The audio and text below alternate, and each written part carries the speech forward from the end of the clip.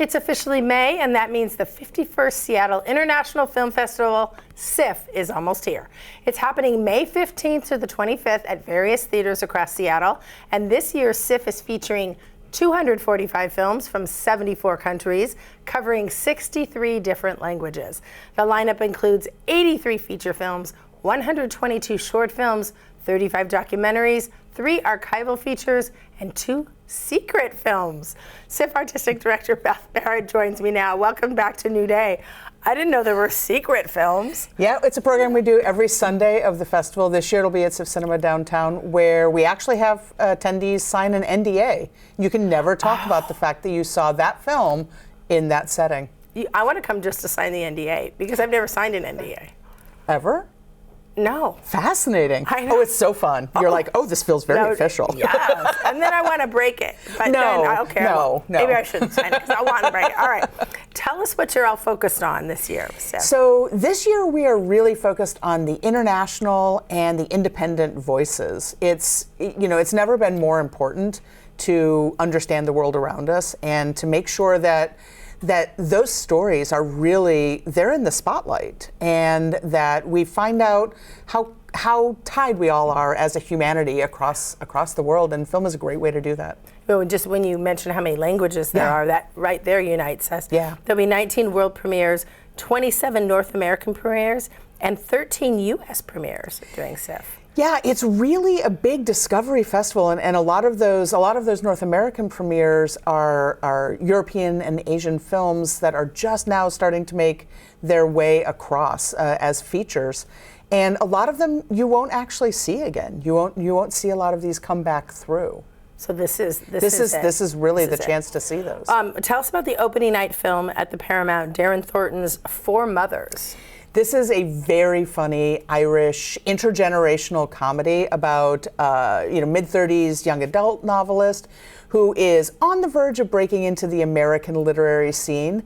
He lives with his mother, who's had a stroke, and when his friends decide to go away for a queer pride weekend, they leave their mothers with him as well. So suddenly he has 4 old Irish women who don't know each other, and obviously hijinks ensue. It's very funny. It's very touching. It really talks to family and community and what it means to to interact and be human. The idea, especially elderly, I would imagine, and bringing them together and knowing they need connection like that. Exactly. You had me at Irish on that one. All right. And the closing night film, Eva Victor's Sorry Baby. Yeah, this took Sundance by storm, and it's actually the closing night of the Cannes Film Festival.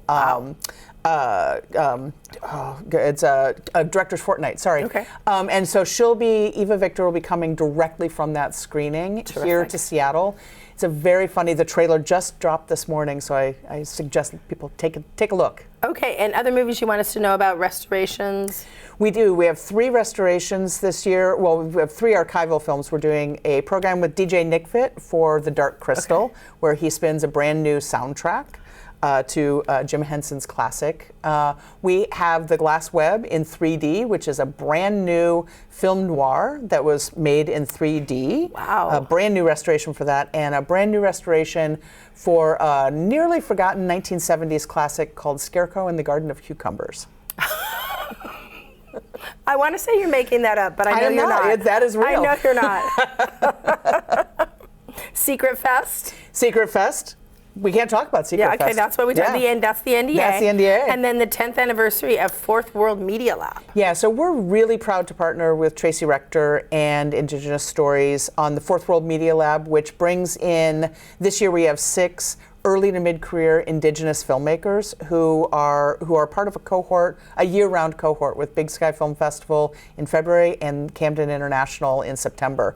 And these 6 filmmakers go to each of these festivals, different networking, different mentorship, different pitches. They experience lots of different ways to tell stories. But we've been doing this for 10 years with Tracy and the other 2 festivals, and it's incredible. Some of those early cohorts, their films are now coming back into the festival circuit. Colleen Thurston's Drowned Land. Colleen was an early cohort who workshopped her film, and now it's coming from the lab into this. And it's a great way to invest in Indigenous filmmakers who are telling their own stories. Yeah. And what a way to see the process too, coming Exactly. from the lab, Yeah. however many years it took to happen. Yeah. Okay, you're also showing several great locally made films in the Northwest, including Monarch City. Yeah, this one is a family drama set in South Seattle, really beautifully shot. We also have a couple of documentaries. Wolfland making its world premiere about the land wolves live on here in Washington State, and Suburban Fury, Robinson DeVore's film that premiered at New York Film Festival in September. Okay.